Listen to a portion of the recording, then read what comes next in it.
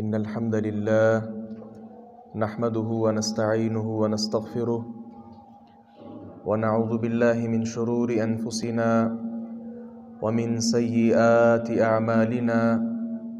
من يهده الله فلا مضل له ومن يضلل فلا هادي له، وأشهد أن لا إله إلا الله وحده لا شريك له، وأشهد أن محمدًا عبده ورسوله.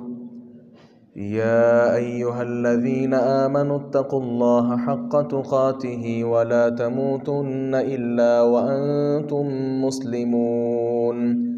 يا أيها الناس اتقوا ربكم الذي خلقكم من نفس واحدة وخلق منها زوجها وبث منهما رجالا كثيرا ونساء، واتقوا الله الذي تساءلون به والأرحام، إن الله كان عليكم رقيبا.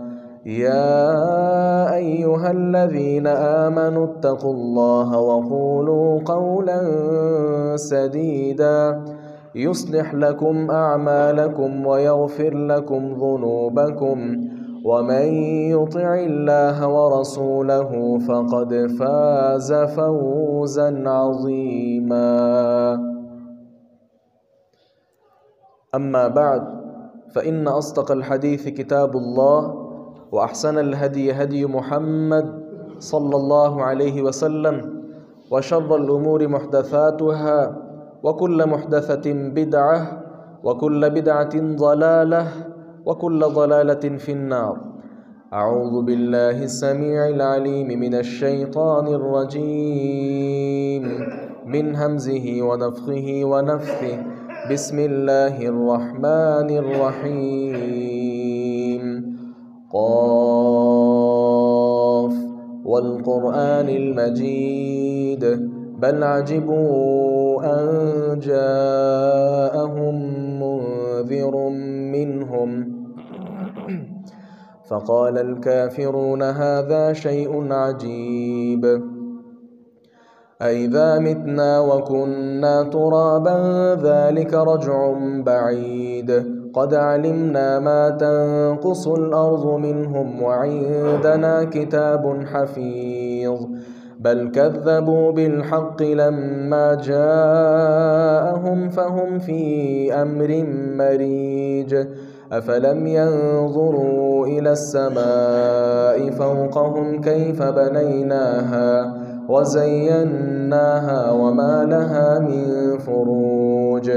والأرض مددناها وألقينا فيها رواسي وأنبتنا فيها من كل زوج بهيج، تبصرة وذكرى لكل عبد منيب.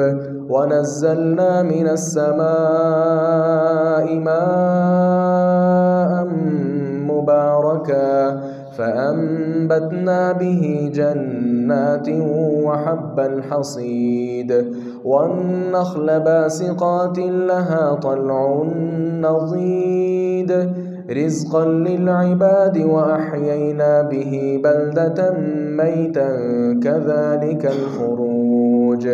كذبت قبلهم قوم نوح وأصحاب الرس وثمود وعاد وفرعون وإخوان لوط وأصحاب الأيكة وقوم تبع، كل كذب الرسل فحق وعيد.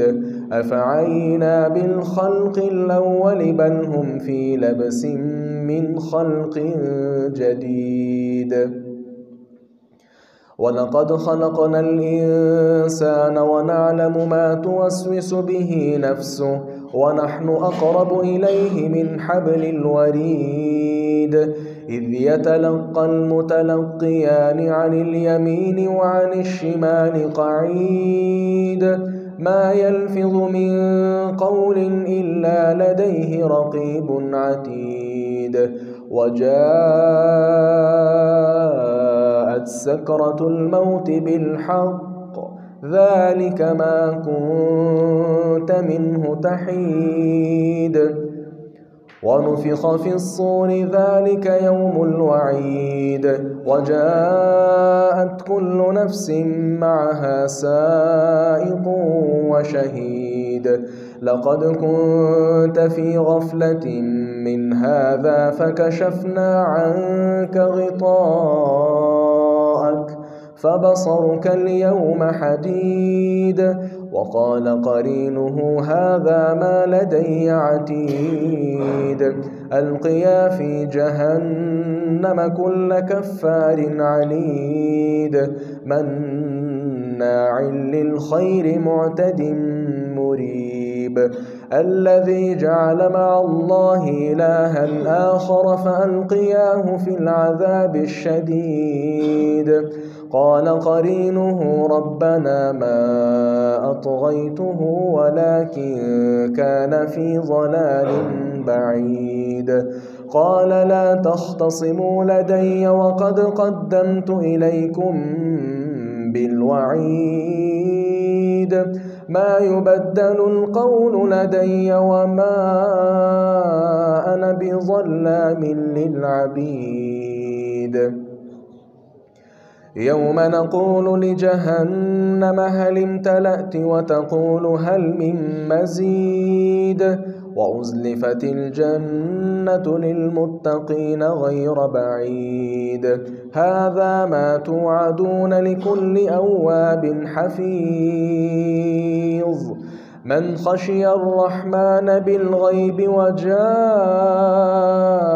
بقلب منيب ادخلوها بسلام ذلك يوم الخلود لهم ما يشاءون فيها ولدينا مزيد وكم أهلكنا قبلهم من قرن هم أشد منهم بطشا فنقبوا في البلاد هل من محيص إن في ذلك لذكرى لمن كان له قلب أو ألقى السمع وهو شهيد ولقد خلقنا السماوات والأرض وما بينهما في 6 أيام وما مسنا من لغوب فاصبر على ما يقولون وسبح بحمد ربك قبل طلوع الشمس وقبل الغروب ومن الليل فسبحه وأدبار السجود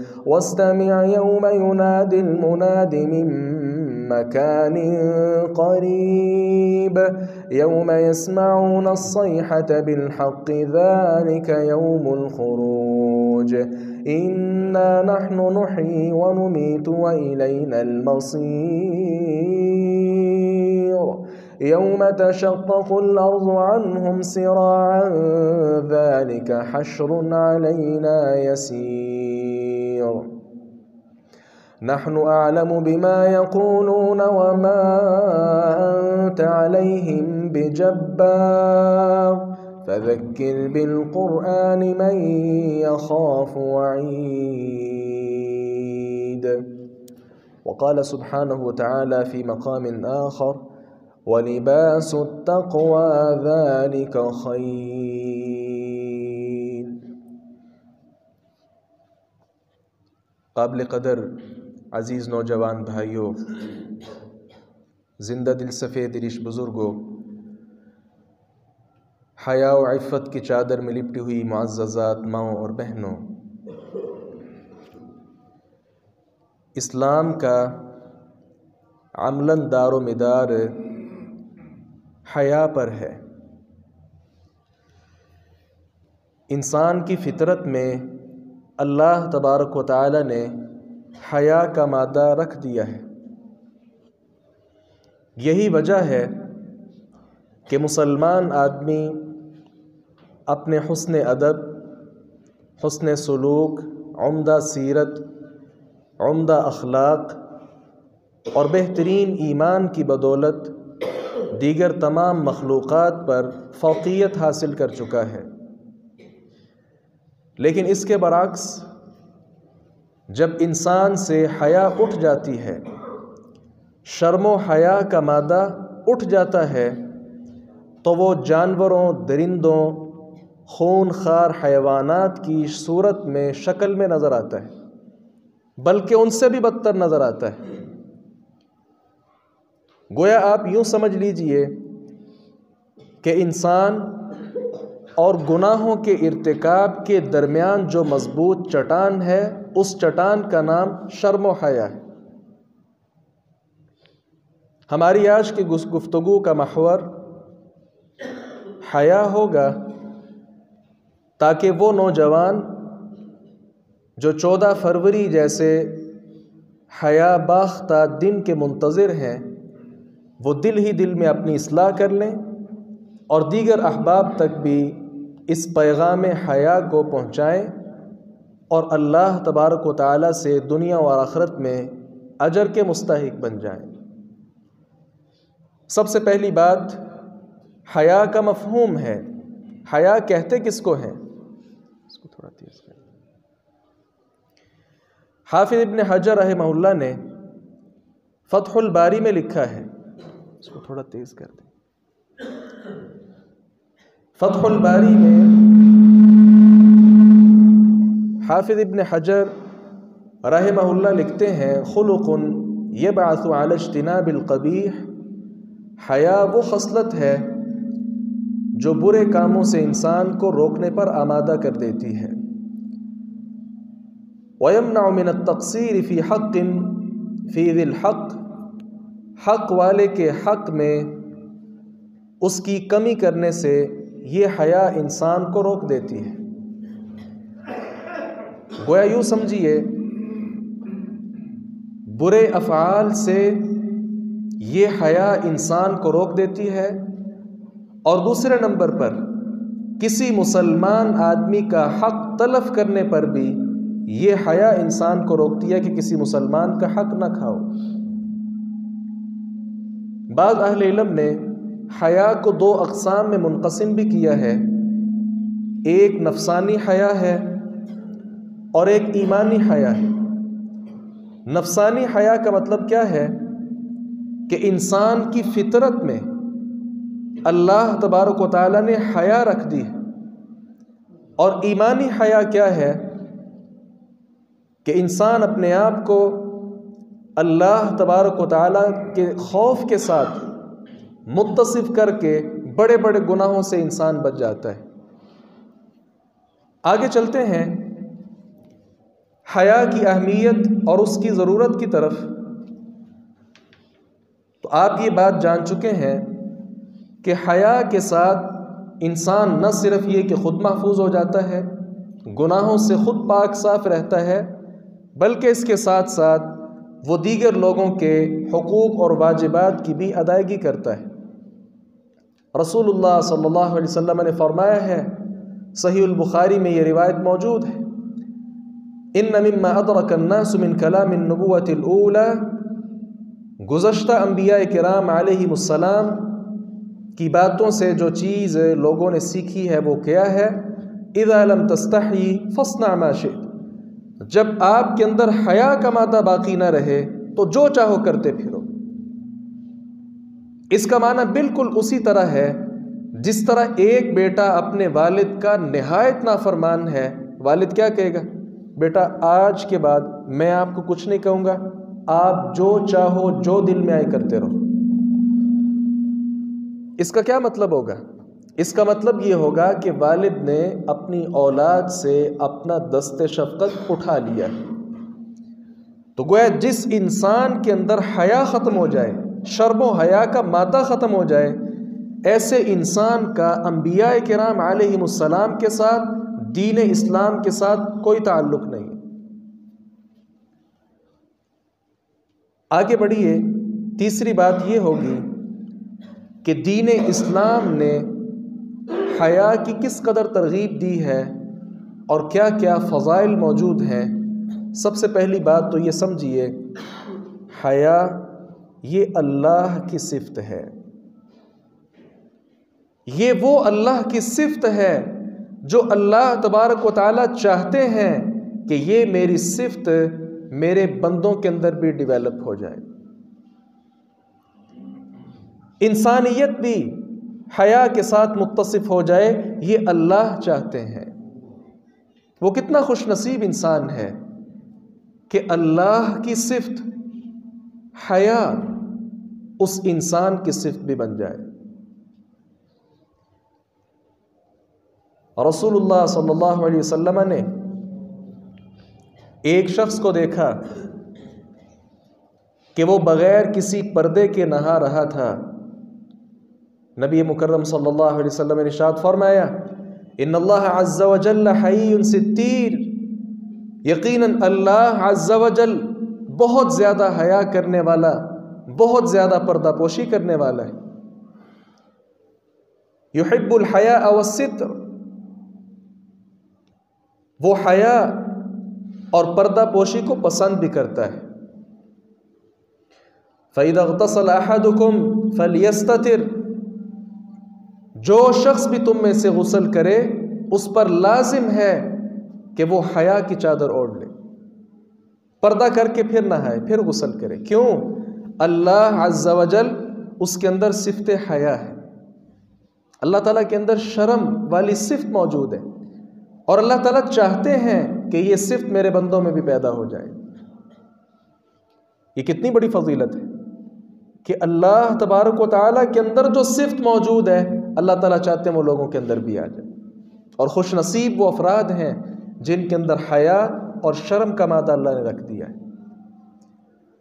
دوسرے نمبر پر یہ سمجھیے گا، اللہ تبارک و تعالیٰ کے بعد جتنے انبیاء کرام علیہ السلام تشریف لائے، ان تمام انبیاء کرام کا بہت بڑا وصف کیا تھا کہ ان کے اندر حیا موجود تھی۔ شرم اور حیا کا مادہ انبیاء کرام علیہ السلام میں موجود تھا۔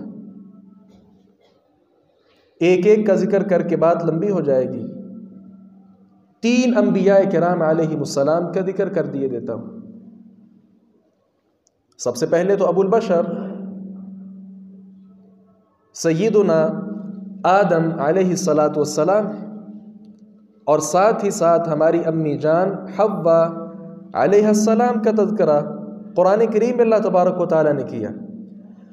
فَلَمَّا ذَاقَا الشَّجَرَةَ بَدَتْ لَهُمَا سَوْآتُهُمَا وَطَفِقَا يَخْصِفَانِ عَلَيْهِمَا مِنْ وَرَقِ الْجَنَّةِ، اللہ تبارک و تعالیٰ نے روکا تھا کہ فلاں درخت کا پھل نہیں کھانا، لیکن شیطان مردود نے ہمارے والدین کو ورغلا دیا اور غلطی پر آمادہ کر دیا۔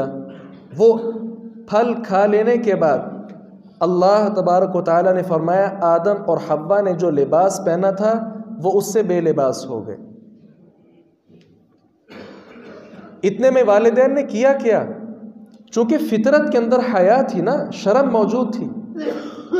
فَطَفِقَا يَخْصِفَانِ عَلَيْهِمَا مِنْ وَرَقِ الْجَنَّةِ، جنت میں درختوں کے پتے لے کر اپنے قابل سطر اعضاء کو چھپانا شروع کر دیا۔ تو یہاں سے پتہ چلتا ہے کہ انسان کی فطرت میں کیا چیز شامل ہے؟ اپنے جسم کو چھپا کر رکھنا، خواہ وہ مرد ہو یا عورت ہو۔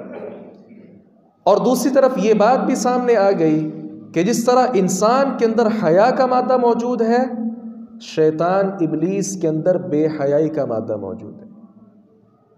آج جتنے مرد، جتنی خواتین آپ کو بے لباس اور بے پردہ نظر آتے ہیں، یہ سارے کے سارے شیطان کے، یہ شیطان کے ساتھی، شیطان کی فطرت کو انہوں نے قبول کیا ہوا ہے۔ ہمارے والدین آدم اور حوا علیہ السلام کی فطرت نہیں تھی۔ تو گویا یہاں سے پتہ چلا کہ ہمارے والدین آدم اور حوا علیہ السلام، ان کے اندر حیا کا درجہ اللہ تبارک و تعالیٰ نے بھر دیا تھا۔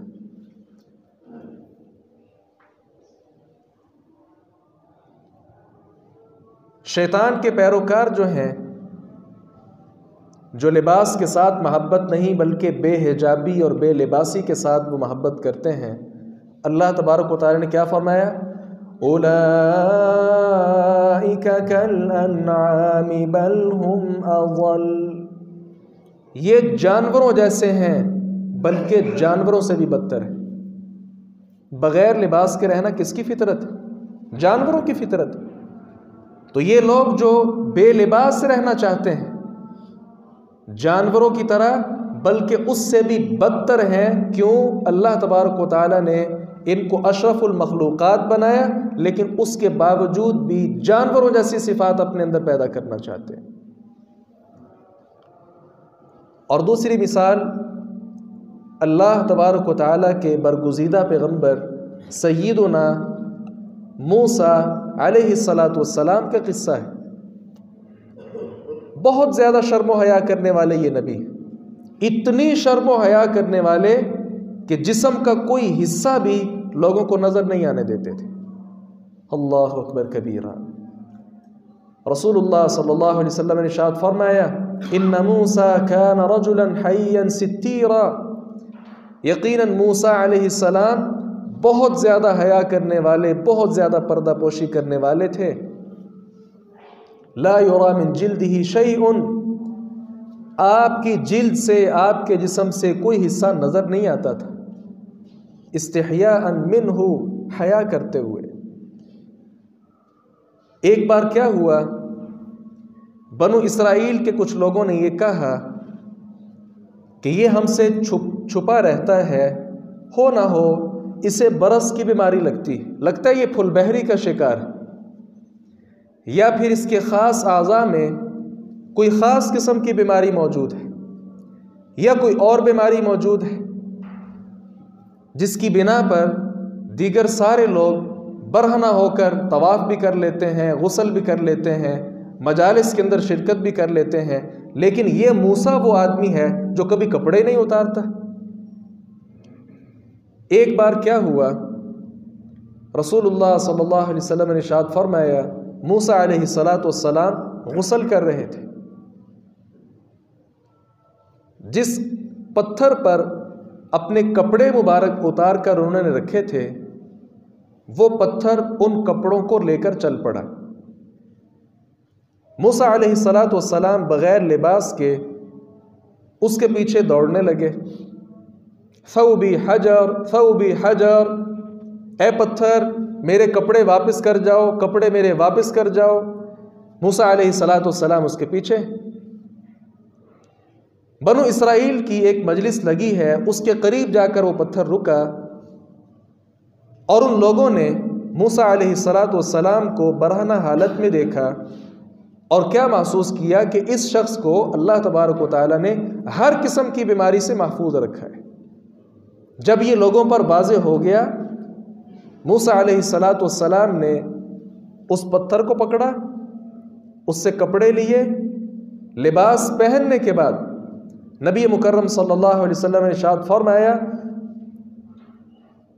موسیٰ علیہ السلام نے پتھر کو مارا، فَوَاللَّهِ إِنَّ بِالْحَجَرِ لَنَدَبًا مِنْ أَثَرِ ضَرْبِهِ ثَلَاثًا أَوْ أَرْبَعًا أَوْ خَمْسًا، اللہ کی قسم ہے موسیٰ علیہ السلام نے اتنا مارا اس کو، 3 بار 4 بار یا 5 مرتبہ اس کو مارا، اور اس کے اتنے نشان پڑ چکے تھے۔ یہ موسیٰ علیہ السلام کی شرم و حیا کا قصہ ہے کہ سارے لوگ وہاں، رجحان ہے لوگوں کا، ایک ماحول بن چکا ہے کہ بغیر لباس کے گھومنا پھرنا، لیکن اس کے باوجود بھی موسیٰ علیہ السلام نے اللہ کے دیے ہوئے جسم اور اس کی امانت کی انہوں نے حفاظت کر کے دکھائی۔ اور تیسرا قصہ سید ولد آدم، سید دو عالم جناب محمد رسول اللہ صلی اللہ علیہ وسلم کا ہے۔ آپ کی حیا کا ذکر تو اللہ تبارک و تعالیٰ نے قرآن کریم کے اندر کیا ہے۔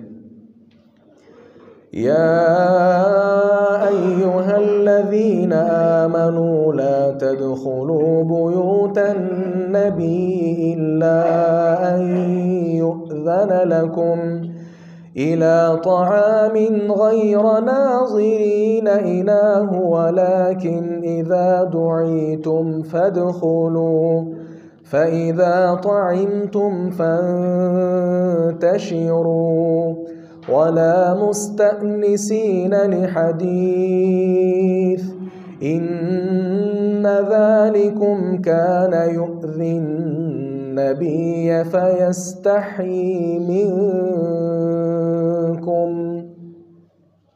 رسول اللہ صلی اللہ علیہ وسلم کا اللہ تعالیٰ نے وصف بیان کیا فَيَسْتَحْيِي مِنْكُمْ، آپ کی ایسی باتیں دیکھ کر اور ایسے کام دیکھ کر کہ جن سے روکنا چاہیے، یہ پیغمبر آپ کو روکتا نہیں بلکہ تم سے شرما جاتا ہے. تو گویا نبی مکرم صلی اللہ علیہ وسلم کی حیا کا اور شرم و حیا والے وصف کا ذکر اللہ تبارک و تعالیٰ نے قرآن کریم کے اندر کیا ہے. ابو سعید خدری رضی اللہ عنہ بیان فرماتے ہیں، صحیح البخاری میں یہ روایت موجود ہے، کان النبی صلی اللہ علیہ وسلم اشد حیاء من العذراء فی خدرها، نبی مکرم صلی اللہ علیہ وسلم میں کمواری لڑکی جو باحجاب ہو اس سے بھی زیادہ شرم و حیا موجود تھی. اللہ اکبر کبیرہ. کمواری عورت پردہ اس نے کیا ہو، وہ غیر مردوں سے کس قدر اپنے آپ کو چھپاتی ہے. ابو سعید خدری رضی اللہ عنہ کہتے ہیں پیغمبر علیہ السلام کے اندر ان جیسی کمواری لڑکیوں سے زیادہ حیا تھی. اور تیسرے نمبر پر معراج کا جب واقعہ پیش آیا، موسیٰ علیہ السلام سے پیارے پیغمبر صلی اللہ علیہ وسلم کی ملاقات ہوئی تھی. کیا کہا تھا؟ جاؤ اپنے رب سے تخفیف کرواؤ نمازوں میں، آپ کی امت اتنی نمازیں نہیں پڑھ سکتی. بالآخر جب 5 نمازیں رہ گئیں، اس وقت بھی موسیٰ علیہ السلام نے کہا تھا کہ جاؤ دوبارہ جاؤ، یہ 5 نمازیں بھی زیادہ ہیں. رسول اللہ صلی اللہ علیہ وسلم نے کیا کہا؟ سألت ربی حتی استحییت ولکنی ارضی واسلم. اب مجھے واپس جاتے ہوئے اپنے رب سے شرم آ گئی ہے، حیا آ گئی. تو گویا پیارے پیغمبر صلی اللہ علیہ وسلم کے اندر بھی حیا کا مادہ اللہ تبارک و تعالیٰ نے بہت زیادہ رکھ دیا تھا. اللہ تبارک و تعالیٰ کی صفت حیا ہے. انبیاء کرام علیہ السلام کے اندر بھی حیا کا مادہ موجود تھا. تیسرے نمبر پر صحابہ کرام رضوان اللہ علیہ مجمعین کو بھی دیکھیں کہ جن کے بارے قرآن اللہ نے کیا کہا کہ اگر صحابہ جیسا ایمان لاؤ گے پھر تم کامیاب ہو سکتے ہو. ہمارے بزرگ اور ہمارے اسلاف صحابہ کرام رضوان اللہ علیہ مجمعین کے اندر بھی شرم و حیا کا مادہ بدرجہ اتم موجود تھا. بطور امثلہ خلفائے راشدین کو ہم دیکھ لیتے ہیں. ابو بکر صدیق رضی اللہ عنہ کیا فرماتے ہیں؟ یا معشر المسلمین، مسلمانوں کی جماعت، استحیوا من اللہ، اللہ سے حیا کیا کرو، شرم کیا کرو. فوالذی نفسی بیدی، اس ذات کی قسم جس کے ہاتھ میں ابو بکر کی جان ہے، انی لأظل حین اذهب الى الغائط حين أذهب الغائط في الفضاء متقنعا بثوبي استحياء من ربي عز وجل. یقینی طور پر میں جب فضا میں قضائے حاجت کے لیے جاتا ہوں تو اپنے اللہ عز وجل سے شرم کرتے ہوئے، حیا کرتے ہوئے مسلسل اپنے اوپر کپڑا اوڑے رکھتا ہوں. ابو بکر صدیق رضی اللہ عنہ جیسے صحابی رسول حیا کے پیکر. اور دوسرے نمبر پر عمر ابن خطاب رضی اللہ عنہ کیا فرماتے ہیں؟ من قل حیاؤہ قل ورعہ، جس کے اندر حیا کی کمی آ جائے ایسے شخص سے اللہ تبارک و تعالیٰ کا خوف ختم ہو جاتا ہے. ومن قل ورعہ مات قلبہ، اور جس شخص کے دل سے اللہ کا خوف نکل گیا ایسے شخص کا دل مردہ ہو چکا ہے. گویا عمر ابن خطاب رضی اللہ عنہ بھی حیا کے ساتھ بڑی محبت کرتے تھے. اور عثمان رضی اللہ عنہ کی تو بات ہی نہ کیجیے. یہ وہ صحابی ہیں جو حیا کے پیکر ہیں. فرشتے حیا کرتے ہیں، پیغمبر علیہ السلام حیا کرتے ہیں. عثمان رضی اللہ عنہ کی عظیم صفات میں سر فہرست جو ان کا وصف اور صفت ہے وہ حیا ہے. امی جان عائشہ رضی اللہ عنہا بیان فرماتی ہیں کان رسول اللہ صلی اللہ علیہ وسلم مضطجعا فی بیتی، نبی مکرم صلی اللہ علیہ وسلم میرے گھر میں لیٹے ہوئے ہیں، آپ کی ران مبارک پر کپڑا نہیں ہے۔ ابو بکر صدیق رضی اللہ عنہ حاضر ہوئے، اجازت مانگتے ہیں، پیارے پیغمبر صلی اللہ علیہ وسلم نے اجازت دی، آگے وَهُوَ عَلَى تِلْكَ الْحَالِ، امی جان فرماتی ہیں جس طرح پیارے پیغمبر صلی اللہ علیہ وسلم لیٹے ہوئے تھے، آپ کی ران مبارک پر کپڑا نہیں تھا، آپ ویسے ہی رہے۔ ابو بکر آئے، ان کے ساتھ بات چیت کرنے لگے۔ اتنے میں دوبارہ آنے والا آیا، کیا دیکھا کہ وہ عمر ابن خطاب ہیں، آپ نے ان کو بھی اجازت دی اور اپنی اسی حالت پر لیٹے رہے اور ان کے ساتھ بات چیت جاری رکھی۔ اتنے میں کیا ہوا، تیسرے شخص آنے والے عثمان ابن عفان تھے۔ امی جان فرماتی ہیں فجلس رسول اللہ صلی اللہ علیہ وسلم وسوى ثيابه، رسول اللہ صلی اللہ علیہ وسلم اٹھ کر بیٹھ گئے اور اپنے کپڑے بھی آپ نے سیدھے کر لیے، اور پھر عثمان کے ساتھ آپ محو گفتگو ہوئے۔ جب یہ سارے اصحاب واپس پلٹ گئے، امی جان کہتی ہیں میں نے رسول اللہ صلی اللہ علیہ وسلم سے پوچھا، آپ لیٹے ہوئے تھے، آپ کی ران مبارک پر کپڑا نہیں تھا، ابو بکر صدیق آئے، آپ نے اجازت دی، بات چیت کرتے رہے، عمر ابن خطاب آئے، لیکن عثمان رضی اللہ عنہ کے آنے پر آپ کیوں بیٹھ گئے؟ آپ اٹھ کر بیٹھ گئے اور اپنے کپڑوں کو آپ نے درست کر لیا، ایسا کیوں آپ نے کیا؟ پیغمبر علیہ السلام کا جواب سنیے، آپ نے کیا فرمایا؟ الا استحیی من رجل تستحیی منہ الملائکہ، کیا اس شخص سے میں حیا نہ کروں جس سے اللہ کے فرشتے حیا کرتے ہیں؟ یہ عثمان وہ ہے، اللہ کے فرشتے اس سے حیا کرتے ہیں۔ شرم و حیا کے پیکر عثمان بن عفان رضی اللہ عنہ ہیں، اور جناب علی ابن ابی طالب رضی اللہ عنہ بھی حیا کے پیکر ہیں۔ ہم آگے چل کے اس پر بھی گفتگو کریں گے کہ علم حاصل کرنے میں حیا نہیں ہوتی، لیکن علی رضی اللہ عنہ کے اندر حیا کا درجہ اس قدر موجود تھا، اس قدر حیا والے تھے کہ شرم و حیا والے مسائل ڈائریکٹ نبی علیہ السلام سے نہیں پوچھتے تھے۔ ایک بڑا ہی خاص مسئلہ انہیں درپیش تھا، مقداد بن اسود رضی اللہ عنہ سے علی رضی اللہ عنہ نے کہا کہ میں یہ ڈائریکٹ مسئلہ نبی علیہ السلام سے نہیں پوچھ سکتا، حیا مانے ہے، آپ جائیے اور پوچھ کر مجھے بتائیے۔ تو یہ چار خلفاء صحابہ کرام رضوان اللہ علیہم اجمعین، جن کے بارے پیغمبر صلی اللہ علیہ وسلم نے کیا فرمایا؟ علیکم بسنتی و سنت الخلفاء الراشدین المہدیین، میرا طریقہ لازم پکڑو اور میرے خلفاء راشدین مہدیین کے طریقے پر چلو۔ تو گویا ہم جان چکے اللہ تبارک و تعالیٰ کا وصف بھی حیا ہے، تمام انبیاء کرام کے اندر بھی حیا موجود ہے، خلفاء راشدین اور تمام صحابہ کرام حیا کا درجہ ان کے اندر موجود تھا۔ اور آگے چلیے، ایک تو ہے کہ اللہ تبارک و تعالیٰ کے اندر، رسول اللہ صلی اللہ علیہ وسلم کے اندر حیا تھی، ایک ہے کہ تمام اہل اسلام کو حیا کرنے کا حکم بھی دیا ہے۔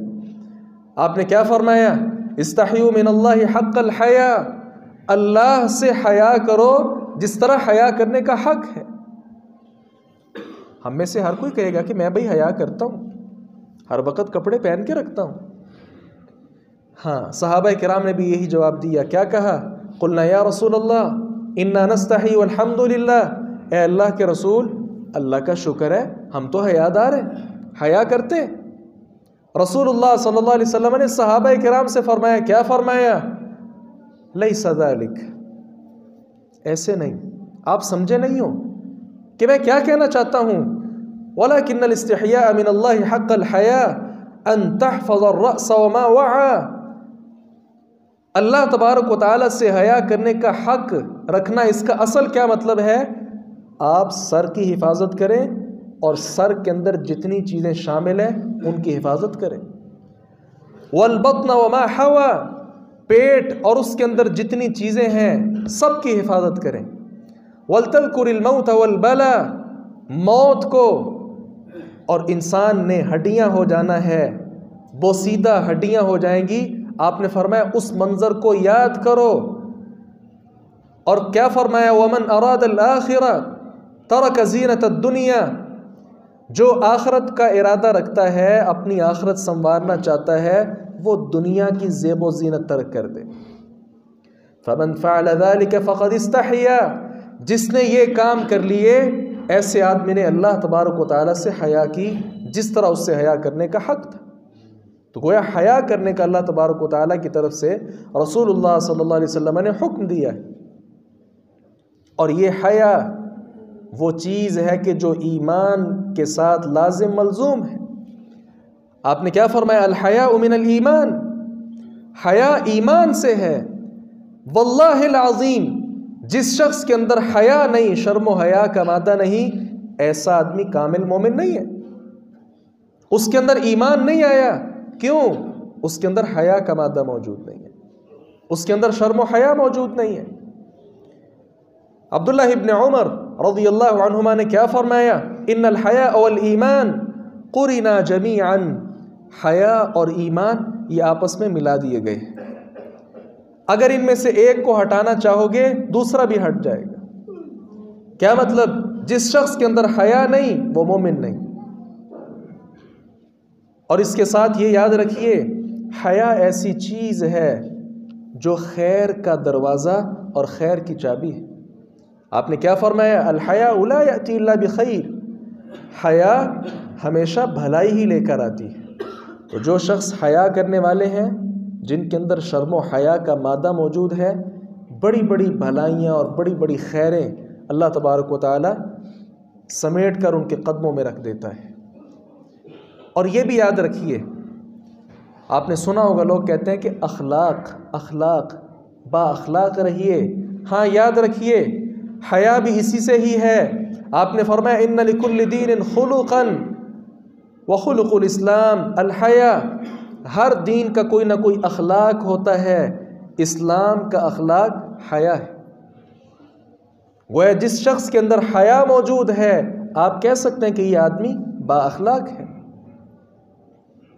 اور رسول اللہ صلی اللہ علیہ وسلم نے اخلاق سکھانے کے لیے ہی تو آپ تشریف لائے. بعثت لأتمم صالح الاخلاق. میں بھیجا اس لیے گیا ہوں تاکہ تم لوگوں کا اخلاق درست کرو. تو گویا اخلاق کے ساتھ بھی ایمان کا اور حیا کا گہرا تعلق ہے. آگے بڑھیے، ہم اپنے اندر حیا کیسے پیدا کر سکتے ہیں؟ یہ بہت اہم سوال ہے. ہم اپنے اندر حیا کیسے پیدا کر سکتے ہیں؟ سب سے پہلی بات تو یہ ہے کہ اللہ تبارک و تعالیٰ پر کامل ایمان ہونا چاہیے. ایک شخص دوسرے سے پوچھ رہا تھا، یار تم اتنی شرم کیوں کرتے ہو؟ تمہارے اندر اتنا حیا کیوں ہے؟ رسول اللہ صلی اللہ علیہ وسلم گزرے تھے. آپ نے کیا فرمایا؟ دعہ فإن الحیاء من الایمان. اور چھوڑ دو اس کو. آپ کو نہیں پتا کہ حیا ایمان سے ہے؟ یہ آدمی مومن ہے، اس لیے اس کے اندر حیا موجود. اور دوسری بات یہ ہے، دوسرا سبب اللہ تبارک و تعالیٰ کی جو نعمتیں ہیں نا، ان کا احساس کرنا چاہیے. میری مسلمان بہن اپنے وجود پر نظر ڈالے. یہ دیا ہوا ہاتھ اللہ کا ہے، دیا ہوا حسن اللہ کی طرف سے ہے. یہ چہرہ اللہ نے دیا، اس کو خوبصورت اللہ نے بنایا. میرا سارا جسم اللہ تبارک و تعالیٰ کی طرف سے ہے. اس نعمت کا احساس کرے، محسوس کرے کہ اللہ کی نعمت ہے. اور جب اسے یہ بات محسوس ہو جائے گی کہ اللہ کی نعمت ہے، تو اللہ کی نعمت کی قدردانی کرتے ہوئے اپنے چہرے سے وہ کبھی بھی حجاب نہیں اتارے گی، اور غیر محرم مردوں کے سامنے وہ کبھی بھی عریاں ہو کر نہیں آئے گی.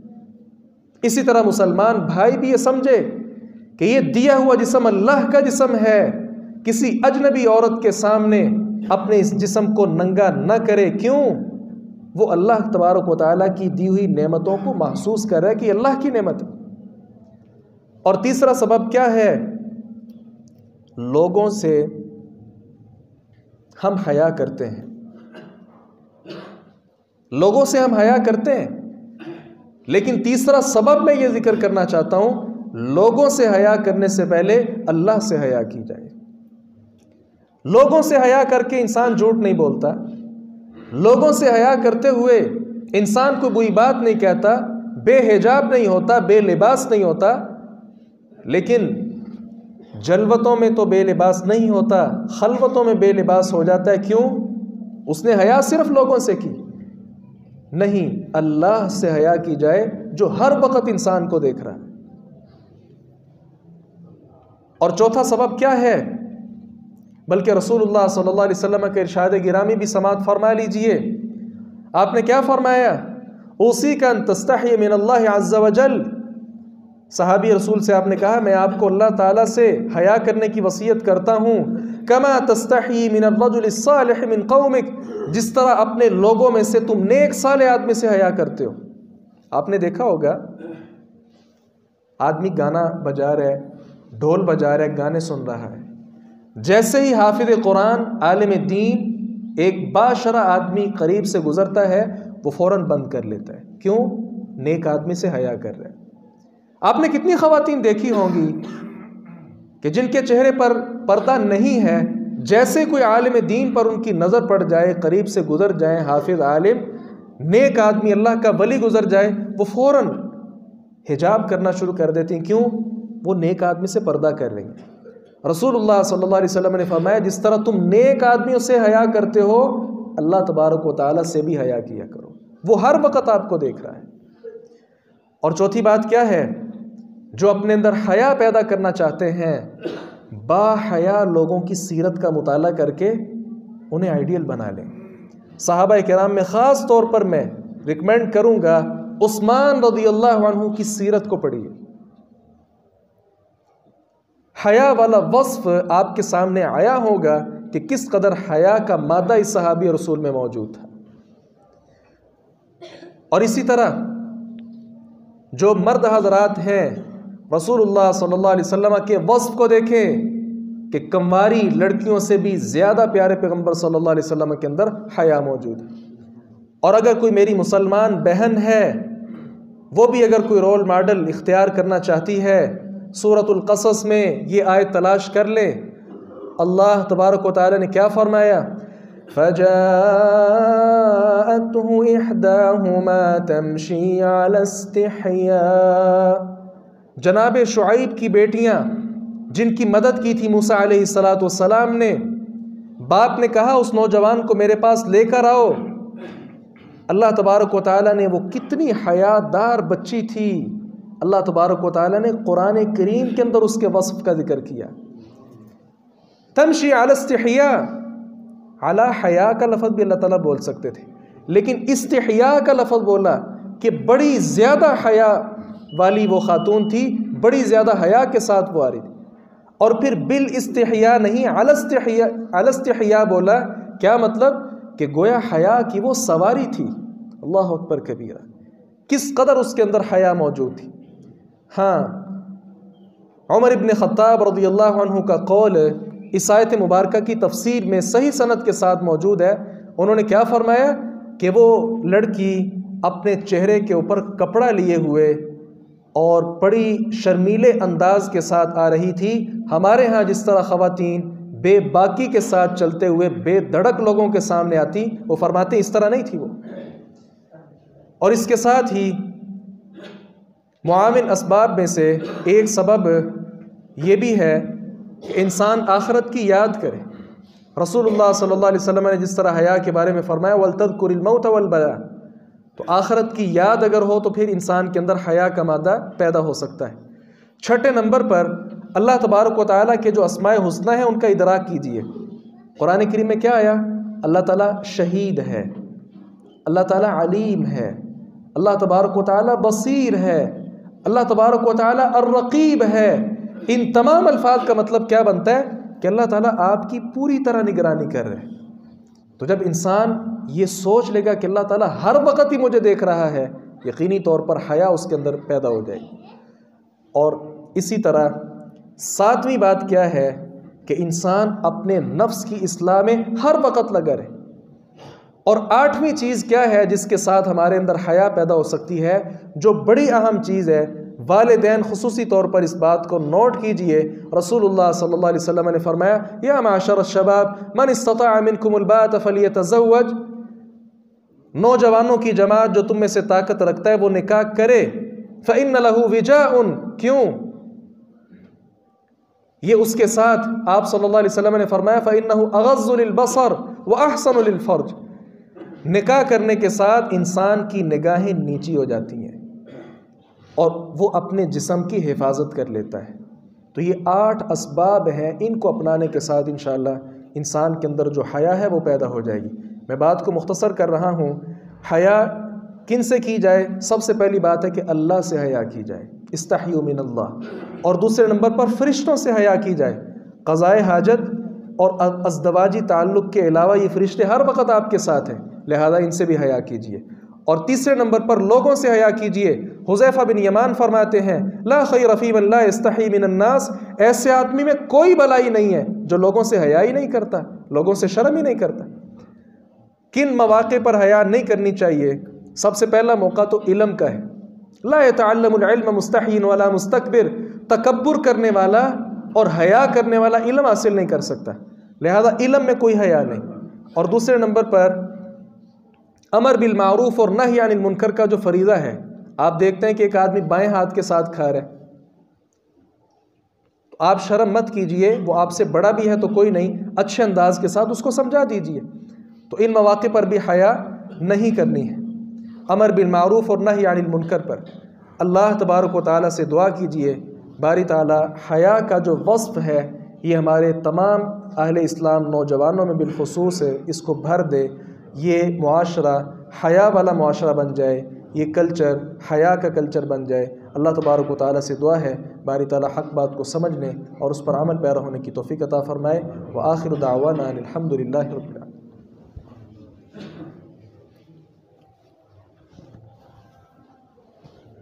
إن الحمد لله نحمده ونستعينه ونستغفره ونعوذ بالله من شرور أنفسنا ومن سيئات أعمالنا، من يهده الله فلا مضل له ومن يضلل فلا هادي له، وأشهد أن لا إله إلا الله وحده لا شريك له، وأشهد أن محمدا عبده ورسوله، أما بعد، فقال الله سبحانه وتعالى في القرآن المجيد، إن الذين يحبون أن تشيع الفاحشة في الذين آمنوا لهم عذاب أليم في الدنيا والآخرة والله يعلم وأنتم لا تعلمون۔ چند دن پہلے سوشل میڈیا پر وائرل ہونے والی ایک ویڈیو کچھ احباب نے دیکھی ہوگی اور اکثر احباب نے اس کے متعلق جانکاری حاصل کی ہوگی کہ کس طرح وہ امت مسلمہ کی بیٹی ہندوؤں کے جھرمٹ میں اپنے آپ کو بچاتے ہوئے اللہ اکبر کی صدائیں لگا رہی ہے۔ ایک طرف تو ہماری نوجوان مسلمان بہنیں ہیں کہ جو 14 فروری جیسے برے دن میں اور حیا سوز اور حیا باختہ یہ دن ہے کہ جس میں فرینڈز جو ہیں وہ بوائز ہوں یا گرلز ہوں، ایک دوسرے کے ساتھ پھولوں کا تبادلہ، عشق معشوقی کا تبادلہ، انہیں شرم نہیں آتی، حیا نہیں آتی کہ اسلام کا کلچر یہ نہیں ہے۔ اللہ تبارک و تعالیٰ کا وصف ہے حیا، انبیاء کا وصف، تمام صحابہ کرام اسلاف کا وصف جس طرح آپ سماعت فرما چکے ہیں۔ یہ ہماری نوجوان نسل کس ڈگر پر چل رہی ہے؟ گویا اس خاتون سے ہی یہ ہماری بہنیں سبق سیکھ لیں کہ کس طرح وہ ہندوؤں کے جھرمٹ میں اللہ اکبر کی صدائیں لگاتے ہوئے اپنے آپ کو محفوظ کر گئی، اور آپ شیطان کو صدائیں لگاتے ہوئے اپنا ایمان خراب کر رہی ہیں، اور خاص طور پر اس ملک کے اندر کہ جس کی بنیاد لا الہ الا اللہ ہے۔ اس پیغام کو گلی گلی تک پہنچائیے۔ تمام مسلمان نوجوان بھائی اور بہنیں اپنے آپ کی حفاظت کریں، حیا کا کلچر اپنائیے۔ یہی وہ کلچر ہے جس کے ساتھ آپ کے اندر ایمان پیدا ہوگا، اور یہی وہ ایمان ہے جس کے متعلق پیارے پیغمبر صلی اللہ علیہ وسلم نے فرمایا تھا، ایمان کے بغیر کوئی انسان بھی جنت میں داخل نہیں ہو سکتا۔ تو یہ ایمان کی فکر کیجئے، دعا کیجیے اللہ تبارک و تعالی ہمارے معاشرے کی حفاظت فرمائے، قرآن و سنت کا معاشرہ بنائے، تمام اہل اسلام کے لیے دعا فرمائے، جو بیمار ہیں اللہ تعالیٰ تمام بیماروں کو صحت کاملہ عاجلہ نصیب فرمائے، جتنے اہل اسلام پریشان ہیں اللہ تعالیٰ تمام پریشان مسلمان بھائیوں کی پریشانیاں دور فرمائے، اللہ تعالیٰ زندہ رکھے تو اسلام پر موت دے شہادت کی۔ سبحان ربک رب العزت عما